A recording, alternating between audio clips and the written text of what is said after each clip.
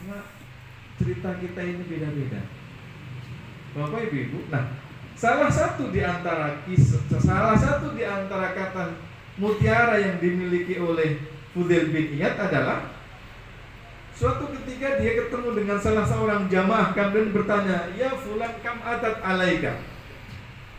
Wahai kisana, berapa umur kamu?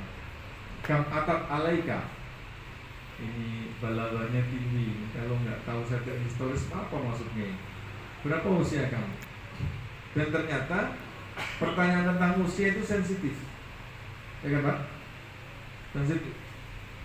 Tapi karena ini yang bertanya kiai, ya jamaahnya pasti jawab.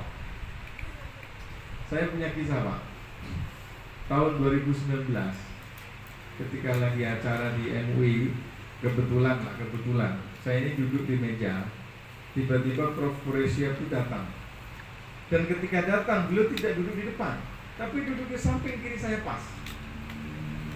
Kan gitu santrinya di sama beliau. Maka saya mencoba mencairkan suasana dengan bertanya. Pakai bahasa Arab gitu. Ternyata beliau apa? Ketika saya tanya umur tuh, dia bilang, Imam Syafi'i itu nggak suka kalau ditanya tentang umur. Saya akhirnya udah habis Pak, nggak bisa ngomong lagi ya. Tapi mungkin karena beliau paham, oh ini orang ngajak ngomong tuh gak enak. Akhirnya beliau melanjutkan begini. Kenapa Imam Syafi'i itu nggak suka bertanya soal umur? Sama seperti ibu tuh. Ibu tuh kalau ditanya umur pasti nggak suka. Iya kan Bu? Sama seperti Imam Syafi'i.